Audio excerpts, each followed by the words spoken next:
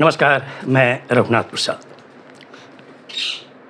दिनांक 11/9/2024 को honourable chief justice of India Shri Chandrachud साहब के आवास पर गणपति पूजा में माननीय प्रधानमंत्री जी ने शिरकत की और वो भी पूरे मराठी लिबास में, गांधी टोपी के साथ पूरे मराठी लिबास।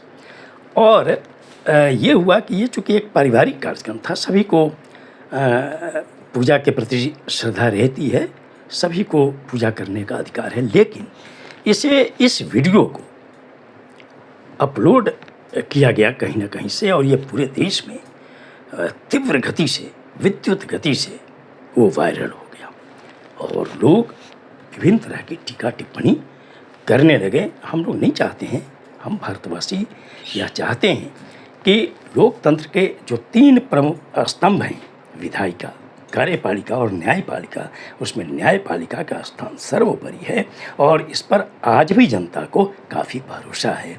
इसीलिए कोई भी जनता नहीं चाहेगी कि न्यायपालिका के प्रति कहीं भी संदेह की स्थिति आए। ऐसे समय में अब एक बात खुलकर आ रही है कि वस्तुतः न्यायपालिका को किस आचार संहिता का पालन करना चाहिए। और इसमें जो हम लोगों ने देखा सोशल मीडिया पर कि श्री ऑनरेबल जस्टिस वेंकटचलैया साहब के द्वारा 7 मई 1997 को एक आचार संहिता लागू की गई थी, जिसका पालन करने की अपेक्षा देश के सभी न्यायाधीशों से की गई है और न्यायपालिका से जुड़े जो भी हैं उनसे की गई है। तो मैं समझता हूँ कि अभी जो ये मामला इतना गर्म है, तो चाहे हायर जुडिशियरी हो या लोअर जुडिशियरी हो, उनके लिए तो बहुत ज़रूरी है कि वो आचार संहिता जो 7 मई 1997 को लागू की गई वो क्या है, और इनसे अपेक्षा की गई है कि न्यायपालिका को इसका पालन करना चाहिए और देश की जनता को भी यह जानना चाहिए कि उस आचार संहिता में क्या है। मैं जनता के समक्ष उसे ज्यों का त्यों प्रस्तुत करना चाहूँगा। नंबर 1 कि न्यायाधीशों के व्यवहार और आचरण से न्यायपालिका में विश्वास और पारदर्शिता मजबूत होनी चाहिए। सुप्रीम कोर्ट और हाई कोर्ट के जजों को ऐसा कोई काम नहीं करना चाहिए जिससे व्यक्तिगत या आधिकारिक तौर पर न्यायपालिका में विश्वास और पारदर्शिता को खतरा। दूसरा, न्यायाधीश किसी कार्यालय, क्लब, सोसाइटी या अन्य एसोसिएशन के लिए चुनाव नहीं लड़ेंगे।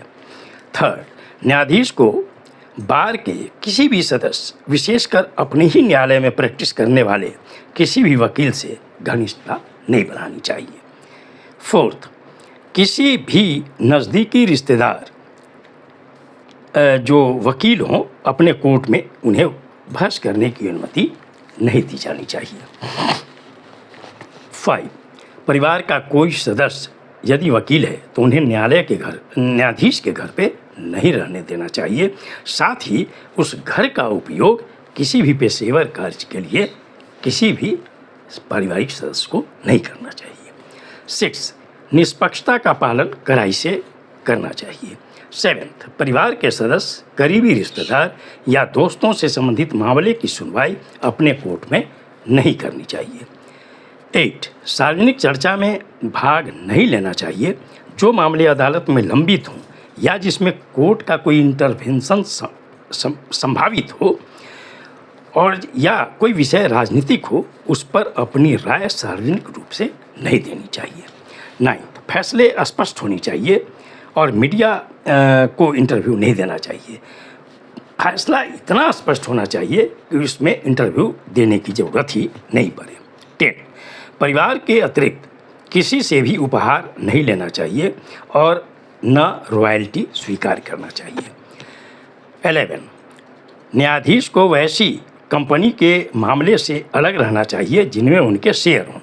वैसे मामलों में सुनवाई कर सकते हैं जिनके उद्देश्य उन्होंने पहले बतला दिए हों और किसी अन्य न्यायाधीश को इस सुनवाई में भाग लेने से उन्हें आपत्ति नहीं हो। 12, स्टॉक शेयर में किसी भी प्रकार की अटकल वे नहीं लगाएंगे।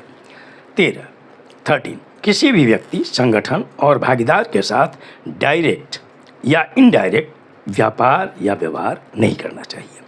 14 किसी भी पर्पस के लिए फंड जुटाने का काम या सदस्यता लेने के अनुरोध करने का काम किसी भी न्यायाधीश को नहीं करना चाहिए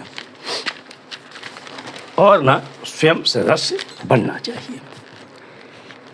और इन कार्यक्रमों में सक्रियता से भाग भी नहीं लेना चाहिए। 15 उनके ऑफिस से संबंधित कोई रियायत, आर्थिक लाभ, सुविधाएं या विशेषाधिकार प्राप्त नहीं होंगे जब तक कि ऐसा स्पष्ट रूप से कोई उल्लेख पहले नहीं किया गया हो। 16 प्रत्येक न्यायाधीश को यह ध्यान रखना चाहिए कि उन्हें आम जनता देख रही है। किसी भी काम या चूक से उनके पद और इस पद के प्रति जनता के सम्मान में कोई कमी नहीं आए।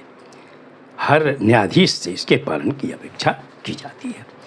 ये इतना सुंदर कोड ऑफ कंडक्ट है कि इसका पालन अगर सभी लोग करें तो मैं समझता हूँ कि भारतीय न्यायपालिका, जिसका पूरी दुनिया में नाम है, इस पर कोई भी टीका टिप्पणी करने की ज़रूरत किसी को नहीं पड़ेगी। ये वीडियो आपको अच्छा लगा हो तो निश्चित तौर पर लाइक करें, शेयर करें। अब तक मेरे चैनल को आपने सब्सक्राइब नहीं किया, सब्सक्राइब करें, बेल आइकन को टच करें ताकि मेरे हर आने वाले वीडियो का नोटिफिकेशन आपको तुरंत मिल जाए। आप सभी लोगों के लिए शुभकामनाएं। धन्यवाद। जय